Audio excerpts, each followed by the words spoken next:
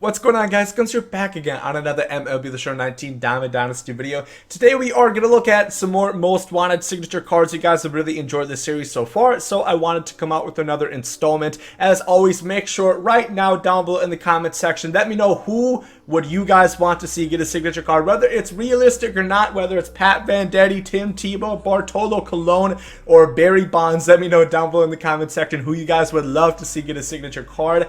But let's get right into it, not waste any time. The first guy that I want to talk about, well, you saw him in the thumbnail, that is Babe Ruth himself. I did not get his Immortal last year, but I heard really good things about it. I believe the highest card that he has in the game right now is a gold, and you know, this one is not even without question. You know, he's obviously getting a 99 signature.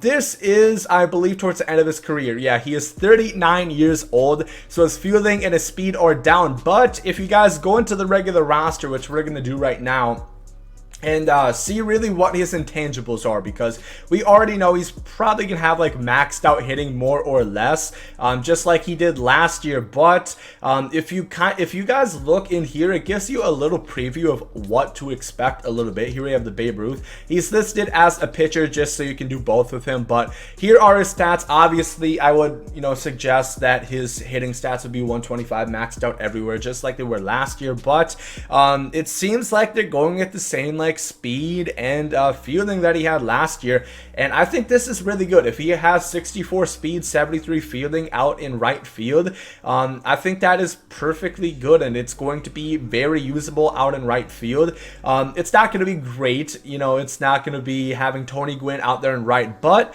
that's plenty enough range to get around, to get to some balls. And then silver defense is not bad at all. 72 arm in right is not my favorite thing in the world, but I think it is going to work out in the long run. Keep in mind that this card, I'm very positive, would be a right field primary.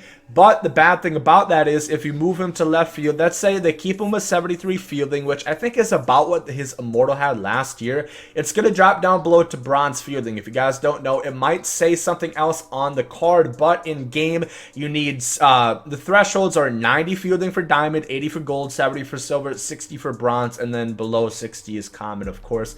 So he's going to have bronze fielding technically in left, which isn't great, but I still think he'd be very serviceable. In my opinion, the hitting would definitely outweigh it, and he has one of the best lefty swings really in the game, and they even give him 99 bunting for some reason. I'm not really too sure, but Babe Ruth without question is one of the most wanted signature series cards. What I would say is I'd imagine this is a guy who's going to be in one of the hitting programs. A lot of you guys talk about like Griffey or Babe Ruth, like where are they? I do think they will be coming in the hitting programs. The issue is you might think they might be like in the latest ones, like the 9th to 8th inning programs, because they're going to be the best cards in the game. I really hope SDS is smarter than that, because if you talk about like the 8th and 9th inning program, we're going to be talking about towards the end of the MLB season, like in September and October. I think it's about time to start rolling out these cards somewhat, because you have to think about it. 2K is going to come out, Call of Duty Modern Warfare, all these other games. You don't want to release the best content where the game is already dead. It's a different situation than the Immortals, in my opinion, because even with Babe Ruth out, even with Ken Griffey Jr. out, there is still a lot of cards that compare, unlike last year, where they were unquestionably the best cards of the game in there. You know, the whole Immortal program is a different thing. Let's not get into it. The next guy I want to talk about is a fan favorite, in my opinion. I think everybody always loves his cards in the game, but that is Jim Edmonds. The highest card right now is this 90 that he has for the NL Central Collection for the St. Louis Cardinals. He always has a really good lefty swing, and of course you guys know he has very good defense. The one issue with him is usually the vision. That's, you know, the downfall to Jim Edmonds cards most times. But I do think that a signature Jim Edmonds could come equipped with at least like 65 vision, which is not great. It definitely is not ideal, but 65 vision is, it's all right. He usually has good contact, and obviously he has the power, so that's going to kind of make up for it. And then he'll probably have around like 65, 70 speed, I would assume. Let me check his Angels card to see how much like fielding he has over there. But I've always enjoyed Jim Edmonds cards, whether that be in Battle Royale, using them in ranked seasons or whatever. This one right here has 63 speed.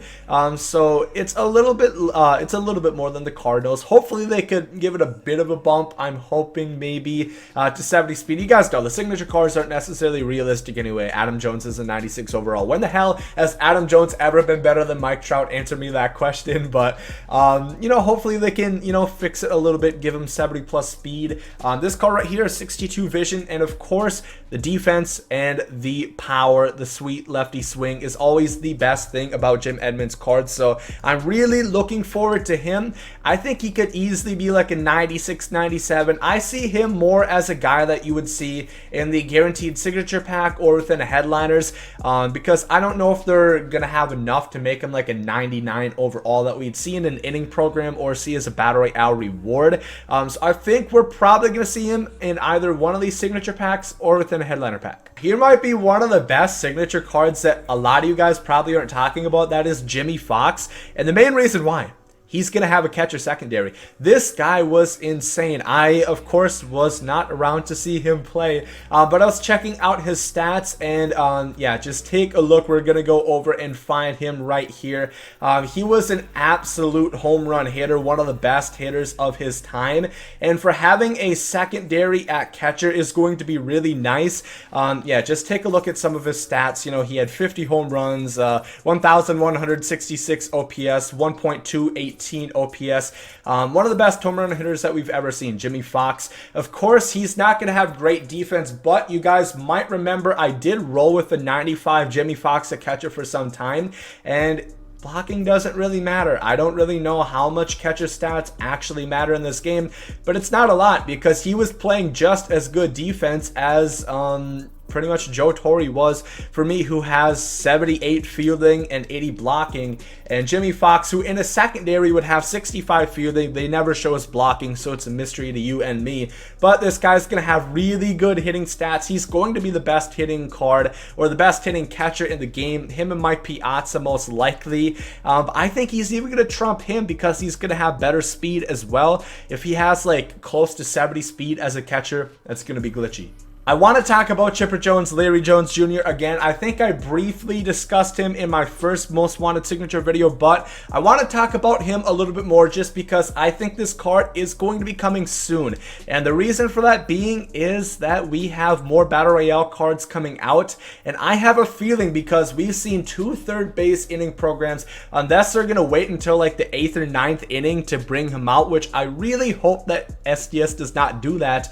We're getting 2 brand new flawless rewards. I have a feeling that maybe Chipper Jones is going to be within there because okay, I'm in a battle royale now, so I can't check, but Chipper Jones is going to be, of course, a third baseman, and we just saw Donaldson as an inning program, and I don't think we've seen a third baseman in the actual Battle Royale Flawless Rewards in quite some time, so I think we might see him pretty soon, and this card is going to be absurd. I see so many people still rocking with this 87, and Chipper Jones never struck out more than 100 times in his career. I think his signature for sure is probably going to have at least like 110 vision or so. I think he's going to be insane, have really high contact, and then of course good power. The fielding is not going to be that high. I can't imagine it would even be at 80. 80 is like the max that I think they would really put his defense at, and that would be pretty overpowered in my opinion because his hitting stats as a switch hitter, he's just so valuable. Chipper Jones is going to be one of the most liked cards in the game, I do think.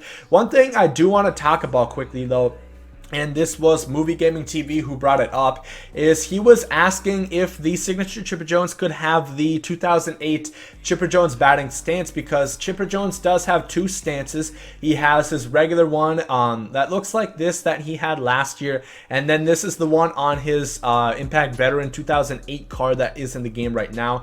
A lot of people like this swing. I wasn't a huge fan of this one that was in previous years, like last year, using his Immortal card. I wasn't huge on it, but this stance right here a lot of people seem to really like, and as you guys can see, they have 2 completely different follow-throughs. Here is the one-handed swing, the generic, and then if you go to his other one, it is a completely different swing style and a batting stance. This is a 2-hand follow-through, so that is interesting. Let me know down below what you would rather see with Chipper Jones card, but nonetheless, it's going to be phenomenal and I can't wait. I've been thinking about this one the last couple days and I just cannot get it off of my mind. That is a signature Nelson Cruz.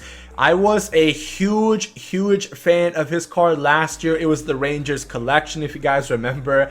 Beltre, he was like an 85 card, and he was so damn expensive because everybody wanted the Nelson Cruz, the Diamond Nelson Cruz that was in the Rangers collection reward, and his swing is just something special. Of course, his live series has no fielding whatsoever. It is common fielding. It is like JD Martinez level fielding. But I think they could probably give him like 70. Maybe that's pushing it. But even if it's like high 60s, kind of something like the Vladimir Guerrero, where he has not great fielding or reaction, but he has really good arm strength, which of course even the live series Nelson Cruz has a 90 arm. And I think he used to steal like 20 plus bags a year. So I think they could definitely give him around 50-60 speed. Of course, you're not really getting him for the defense, even though his arm strength would be a plus. I think his hitting is just going to be phenomenal. I am, like I said, a big fan of his swing. He is another guy that does have two swings. Remember, his live series and his flashback ones are a little bit different, which I'll show you guys right now. But Nelson Cruz, I loved this card last year, and I always like to use this one in events or battle royale because I wouldn't really use him in ranked seasons. His defense isn't quite good enough for that. But talking strictly about those, you know, just his hitting wise, his hitting is so good and it really outbalances that in my opinion. For some reason, I'm looking at the R's when he's in the C's. So his batting stance currently is that one, but this one is his, the one that he had on his diamond card last year, I do believe. And this stance is also really good. I don't know if they have different swings. That's a two-hand follow-through. I believe it is the same swing that they actually do have. Yes, it's the same follow-through. It's just a little bit different of a stance. So I'm really looking forward to his signature Nelson Cruz.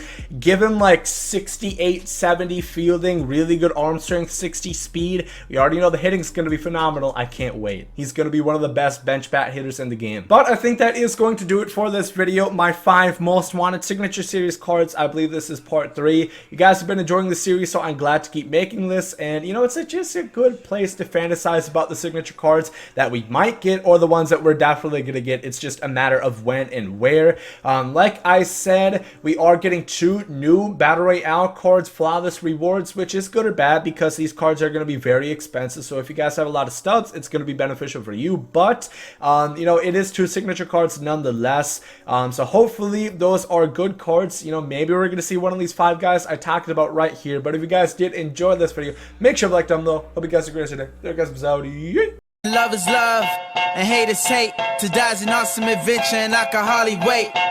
Earth is a prison, I need a great escape.